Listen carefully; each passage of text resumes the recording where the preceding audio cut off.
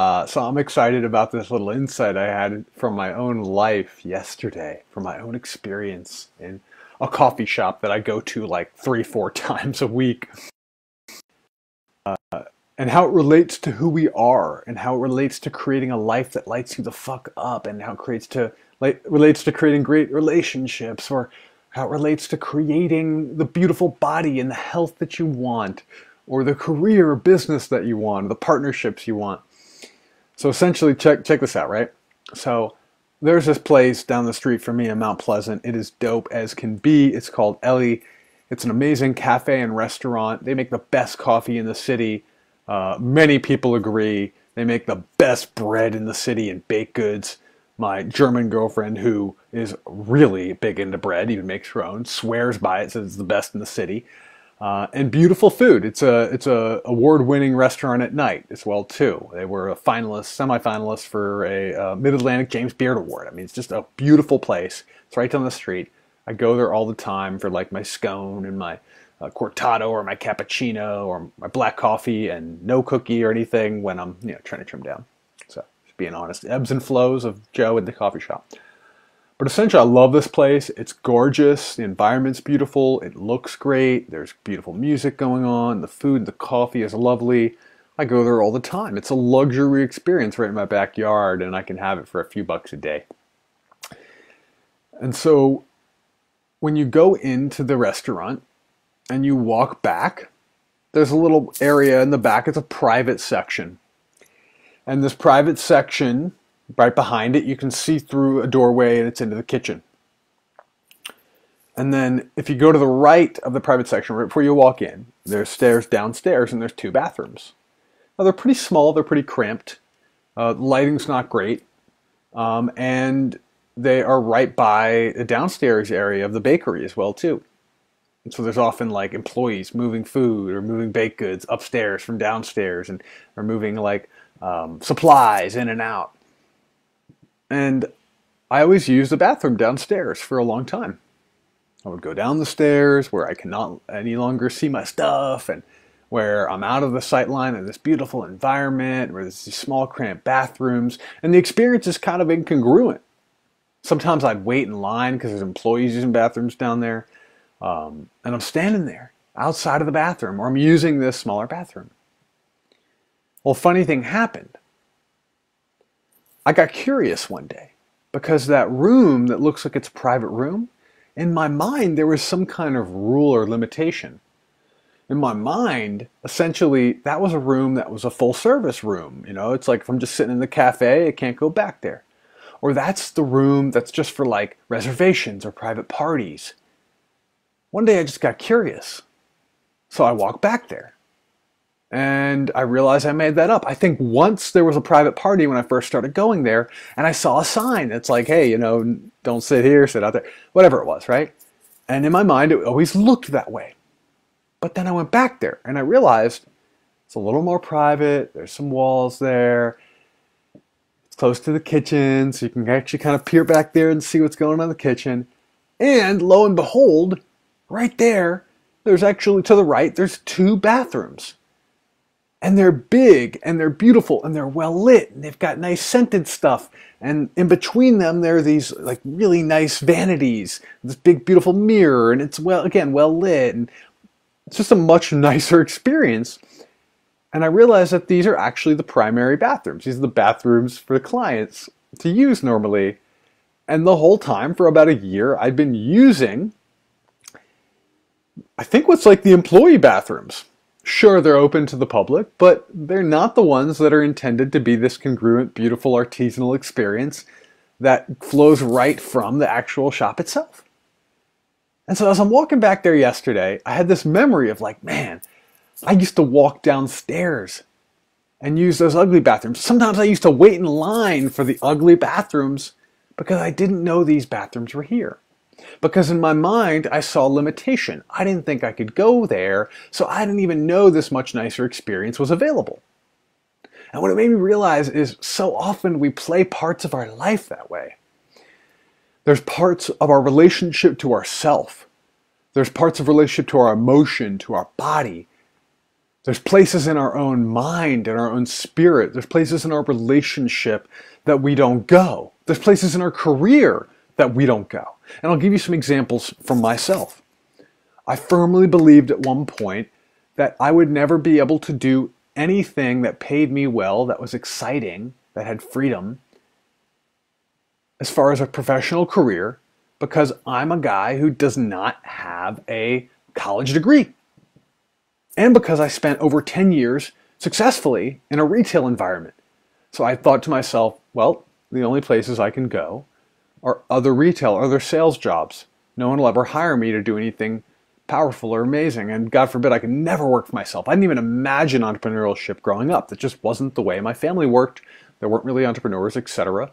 We, for the most part, were employees.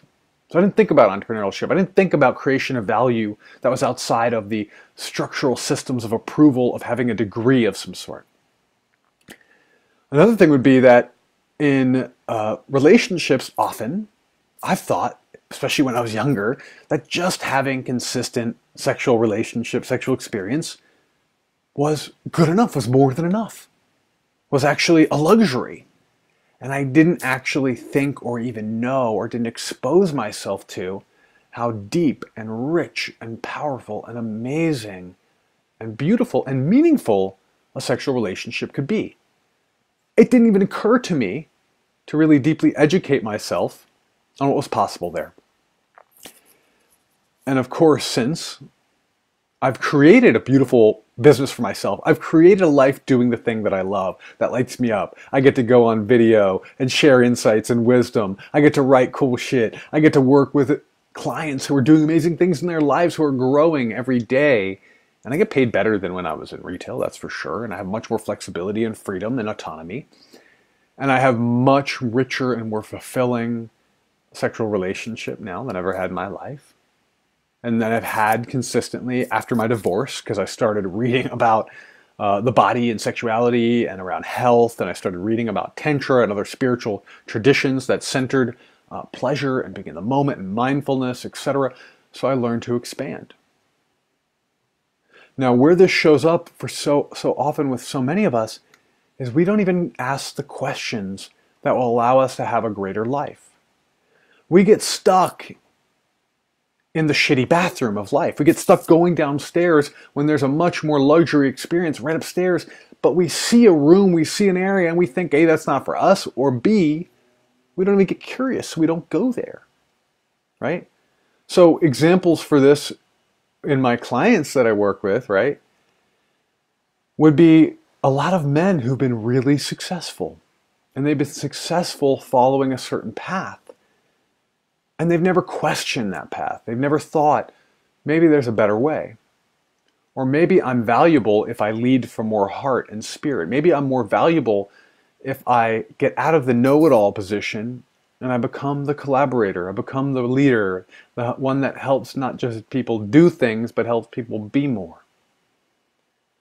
With my clients a lot of the time who are going through challenges with relationship or dating, or they've been through major breakups or divorce, they're worried about either, getting an ex back or just getting back into dating again, and they haven't necessarily envisioned a more beautiful, a more creative, more generative, more sensual, more empowered love life in the future. They just want to get back to where they were. They just want to avoid the pain that they were in before. They don't think about the possibilities. This is consumer mindset. This is victim mindset. It's problem-oriented. It's fear-oriented, rather than being oriented toward possibilities. Rather than being oriented towards what excites us. Rather than being oriented towards what lights us the fuck up and what helps us live the life we love. Right? So this is the fundamental challenge, right? So just in my client session this morning, this showed up. He is at a place where he's in a comfortable relationship. If you were scorekeeping, you might say he's got the upper hand. His partner, his girlfriend is kind of going along for the ride. She's even said, you kind of call the shots here because you're the one who's divorced, you're the one who's got a kid, there's more at stake for you. I don't want to push you too far, but I do want more. But ball's in your court. And he's so afraid of creating toxic relationship. He's so worried about being alone He's so used to guarding against recreating the toxicity that happened in his marriage that he's actually allowed them to be in this place of limbo. He's afraid of going deeper. He's afraid of going more. I don't even know if he believes it's possible to have more. But he knows that being in limbo is starting to create tension between them, starting to create pain between them. So essentially, he said, it is time. It's time to do something. It's time to move forward or it's time to move away. And I know that. So we're going to take baby steps. He's going to take baby steps. This is his choice. He doesn't want to plunge into a really deep and challenging moment in time. The relationship is good for him. It's good for her. But he's just unsure of what he wants in it. And so essentially he said, well, it's time for me to have a more honest conversation with her. It's time to go deeper. And so here's how I helped him step into the creator role. Here's how I helped him step outside of just going downstairs to the shitty bathroom and getting curious about what's in this other room that he doesn't see. Getting curious about how can I find myself in the more luxury bathroom, the bigger bathroom, the more well-lit bathroom where I look better and things smell better and it's nicer and it's a better experience. How do I open myself to the other rooms in this home that we call a relationship? And so I essentially challenged him and said, check this out. I want you to not just think about mitigating risk, which is your default. I want you to think about what you can create. What do you want to be the mutually beneficial, positive, vision-oriented outcome from this conversation? What are the 3 most important points that you want to make to her? What are the things that you're curious about? What don't you know about her and where she stands right now in the relationship and what she wants? And how will you open the conversation? How will you start the conversation so you're taking leadership to move it towards more connectedness, more closeness, more certainty, more understanding of each other, towards that vision that you want? So often we face challenging conversations just looking to get through it without conflict.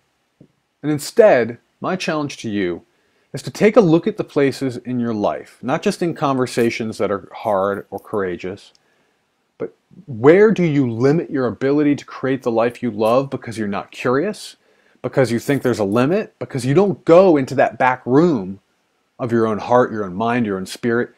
Now, I'm blown away at what happens when I ask people certain questions. What's the ideal relationship to your body? What kind of relationship with money would you like?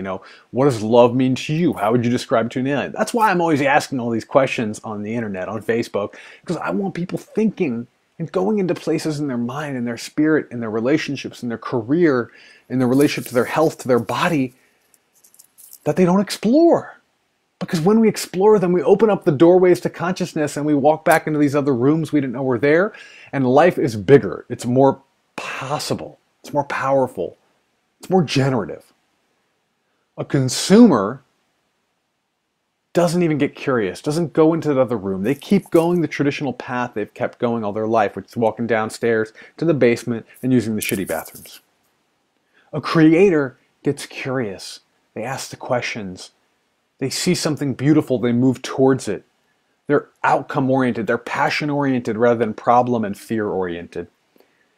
So just for today, I wanted you to ask yourself, okay, where am I limiting my ability to create my own life, to create a great life? What are the things that I avoid or that I'm not curious about or that I'm not stepping into that can help me be in a powerful place? It could be so simple. It could be something as easy and as tangible as I go to the gym and I always walk by the yoga room and I'm curious about it, but I never sign myself up for a class.